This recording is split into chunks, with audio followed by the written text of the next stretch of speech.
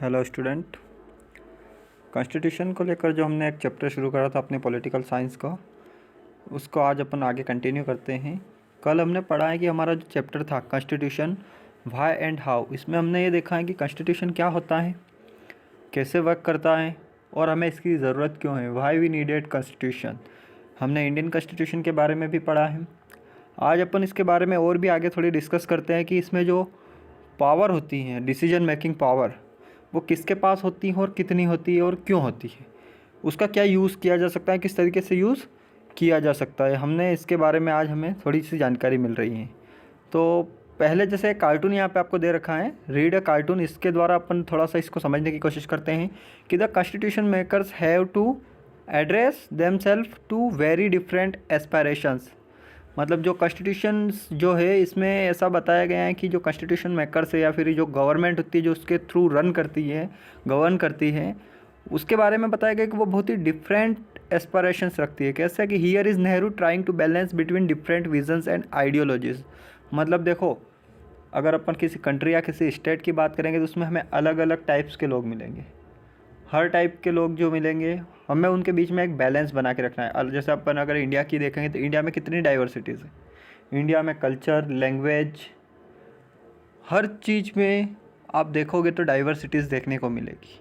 अब उन डाइवर्सिटीज़ के बीच में हमको क्या करना है, एक बैलेंस बना के रखना है उनके विजन्स और आइडियोलॉजी को लेकर। तो can you identify what this different groups stand for. मतलब हमें ये पहचानना है कि अलग अलग जो लोग हैं वो किस प्रकार से यहाँ पे रह रहे हैं और हमें किस प्रकार से उनके बीच में बैलेंस बना के रखना है। Who do you think prevalent in this balance act. और इन सबके बीच में बैलेंस बना के कौन रख सकता है, वो कॉन्स्टिट्यूशन। जैसे मान लो अगर मैं आपको बोल दूँ कि आपको मतलब कोई क्लास का मॉनिटर, उस क्लास के मॉनिटर को पूरी क्लास को मैनेज करके रखना है। अब अकॉर्डिंग टू लॉ अगर वो चलेगा तो वो उनके बीच में बैलेंस बना के रखेगा। बट वो अकॉर्डिंग टू लॉ, वो जो लॉ है वो एक लॉ बुक है, वो क्या है, वो एक ऐसी है जिसमें उस क्लास के पर्टिकुलर स्टूडेंट की नीडेड जो है बेसिक नीड्स है उनको ध्यान में रखकर लॉ बना है। उनको ध्यान में रखकर जो लॉ बना है उसको फॉलो करके आप उसको मैनेज कर रहे हो, बैलेंस कर रहे हो, तो वो सही से चल रहा है। उसी प्रकार से हमारा कॉन्स्टिट्यूशन है। कॉन्स्टिट्यूशन में बेसिक नीड जो होती है, जो बेसिक हमारी नीड होती है, उसको ध्यान में रखकर उसका निर्माण किया गया है।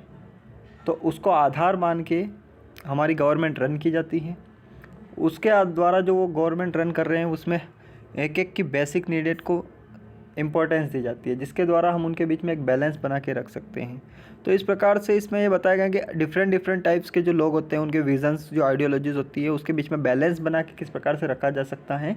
तो उसके लिए भी हमें कॉन्स्टिट्यूशन की ज़रूरत होती है। कॉन्स्टिट्यूशन उसमें भी अपना एक इम्पॉर्टेंट रोल प्ले करता है।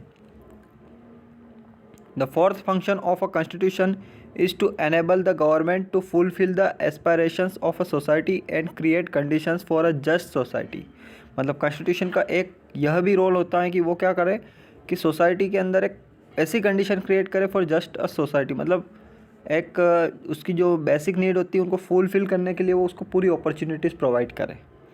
Enabling provisions of a constitution are the only rule and regulation, not only rules and regulations controlling the powers of the government, they also give power to the government for pursuing collective goods of the society। मतलब constitution केवल सरकार को इतनी शक्ति नहीं देता है कि वो हम पे राज कर सके, वो उसको इसलिए भी बाध्य करता है कि वो उसके थ्रू हम